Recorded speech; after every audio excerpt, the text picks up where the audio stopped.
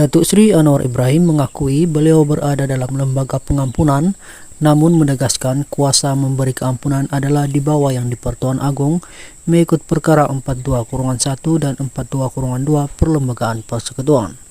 Susulan itu, Perdana Menteri menegaskan tidak timbul konflik kepentingan dalam hal itu karena ada proses yang perlu diikuti dan keputusan akhir adalah di bawah kuasa Yang di-Pertuan Agong.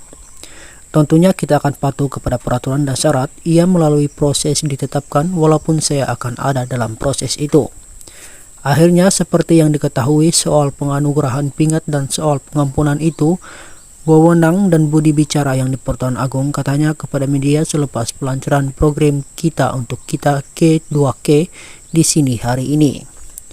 Difahamkan Anwar berada dalam lembaga itu bukan atas kapasitinya sebagai Perdana Menteri, tetapi bagi menjaga portfolio Menteri Wilayah Persekutuan.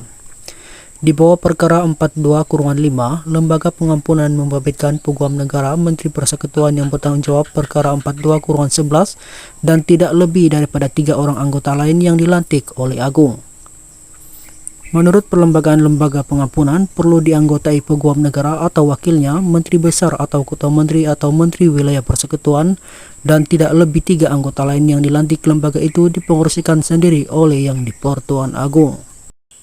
Ketua UMNO Bahagian Sungai Besar, Datuk Seri Jamal Yunus dipanggil menghadap Lembaga Disiplin UMNO pada Rabu 12 April 2023 jam 2 petang untuk sesi pendengaran berhubung tuduhan perbuatan rasuah dan sogokan politik. Sumber memaklumkan bahwa Jamal dituduh menyogok berpuluh-ribu ringgit kepada perwakilan UMNO Bahagian Sungai Besar bagi tujuan mengekalkan kedudukan beliau sebagai Ketua UMNO bahagian itu. Difahamkan, Jamal menyogok dalam jumlah Rm1.000 hingga Rm1.300 kepada para perwakilan. Selain itu, dalam surat tunjuk sebab yang dikeluarkan Lembaga Disiplin UMNO menyatakan Jamal menggunakan khidmat ejen sebagai perantara. Didakwa sogokan Rm1.000 membabitkan kejadian pada 17 Mac 2023 manakala Rm1.300 pada 15 Januari 2023. Surat tunjuk sebab yang dilihat Suara TV memaklumkan seperti berikut. Datuk Seri Jamal pada 17 Mac 2023 jam lebih kurang 6.15 petang telah melakukan perbuatan rasuah dan sogokan politik dengan memberikan Rm1.000 kepada 12 penama yang menjadi perwakilan UMNO Bahagian Sungai Besar melalui ejen Datuk Seri yang bernama Kamarudin Tahir supaya memilih Datuk Seri sebagai Ketua UMNO Bahagian Sungai Besar pada pemilihan parti bagi sesi 2023 hingga 2026. Mereka semua telah diminta oleh Kamarudin untuk membaca teks bacaan sumpah dengan lafaz Bismillah. Saya akan mengundi Datuk Seri Jamal Muhammad Yunus sebagai Ketua Bahagian dan semua senarai EJK bahagian mengikut charge yang diberi. Datuk Seri Muhammad Sanusi Muhammad Nur mendakwa ada usaha terancang untuk menyingkirnya sebagai Menteri Besar yang mewakili Kedah dalam Majlis Kewangan Negara. Perkara 108 Perlembagaan Persekutuan menetapkan Majlis Kewangan Negara perlu diketuai Perdana Menteri atau mana-mana menteri dilantik, manakala setiap negeri diwakili individu diperkenan Sultan atau Yang di-Pertuan Negeri.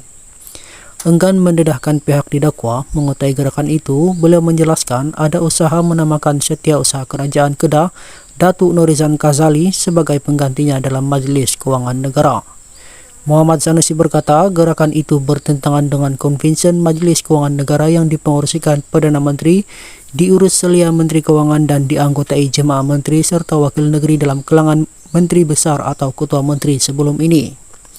Saya bercakap sebelum benda ini berlaku dan saya tak boleh biarkan perkara seperti ini berlaku. Kalau orang minta bukti memanglah tiada sebab gerakan ini belum menjadi realiti. Mereka akan kata cakap tak ada bukti, nak bagi bukti macam mana kalau benda boleh jadi, tetapi saya akan pastikan gerakan ini tak akan berlaku, katanya pada sidang media Majlis Iftar Anak Kedah di perantauan di sini hari ini. Terdahulu ketika berucap pada majlis itu, Muhammad Sanusi mendakwa gerakan terbabit berlaku akibat kelantangan mengkritik kerajaan persekutuan selain wujud usaha melobi Sultan Kedah, Sultan Salahuddin Badlisa bagi tujuan demikian. Sampai ke situ, mereka sanggup buat bangsa yang melakukan diskriminasi parti berpakat menganaktirikan orang lain dijatuhkan selepas puluhan tahun berkuasa. Barisan Nasional BN akhirnya tumbang selepas mereka mendiskriminasikan Kelantan.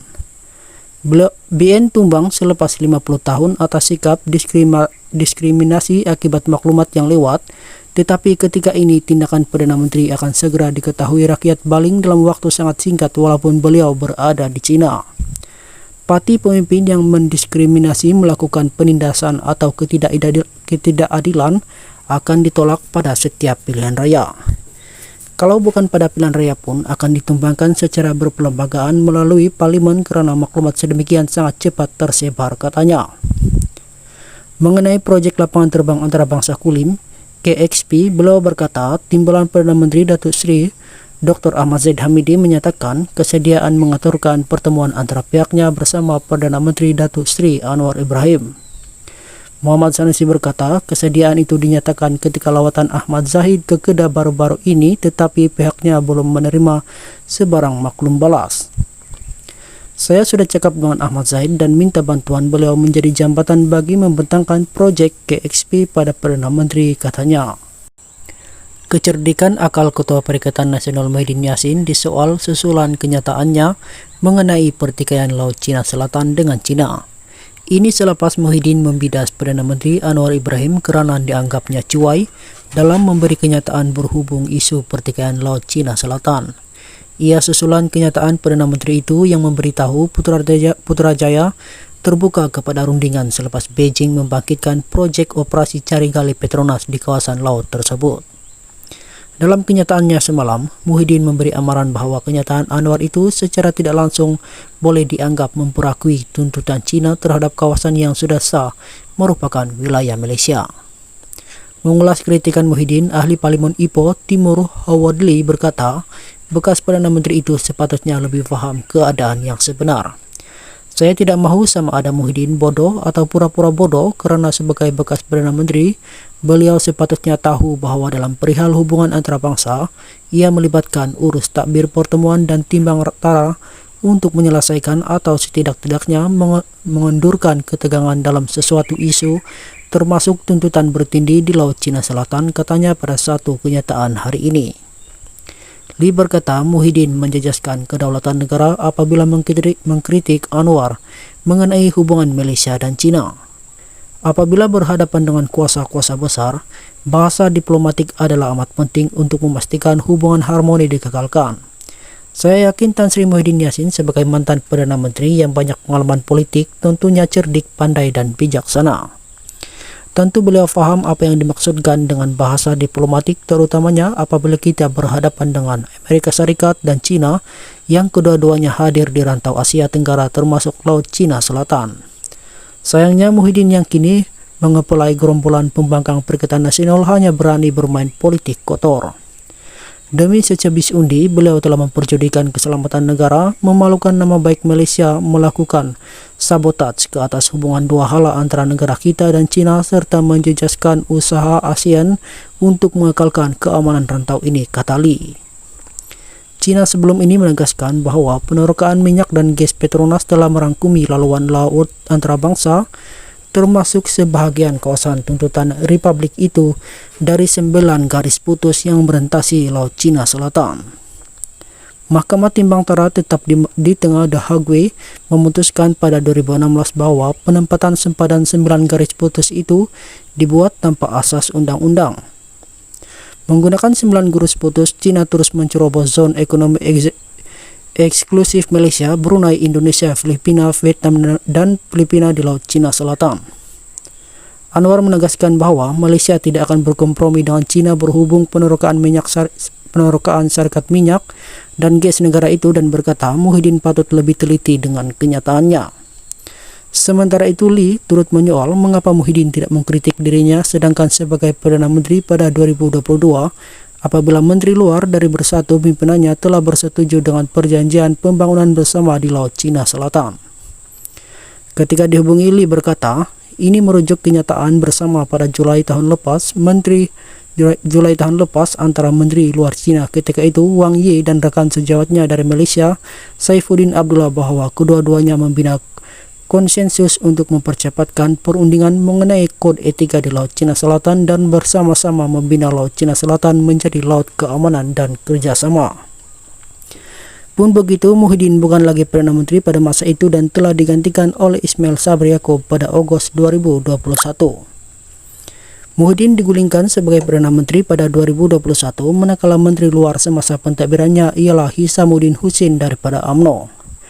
Bagaimanapun, Menteri Luar Negeri pada 2022 semasa pentadbiran Ismail Sabri Yaakob ialah Saifuddin Abdullah daripada Bersatu. Malaysia kini tidak menemui sebarang kenyataan Saifuddin yang menyokong perjanjian pembangunan bersama dengan Laut Cina Selatan. Dalam pada itu, Lee juga mendakwa Parti Muhyiddin Bersatu telah mencapai kata sepakat dengan kerajaan Cina hasil rundingan bersama. Ini dipercayai merujuk kehadiran Ketua Pemuda Bersatu Wan Ahmad Faisal Wan Ahmad Kamal pada acara Maya Parti Komunis Cina berdialog dengan parti politik dunia bulan lepas.